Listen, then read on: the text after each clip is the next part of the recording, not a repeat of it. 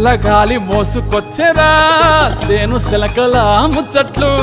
దారి పొడుగు సెట్ల కొమ్మలా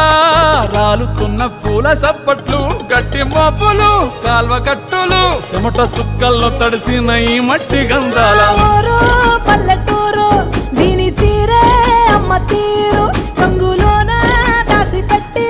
కొడుకుకిచ్చే ప్రేమ వేరు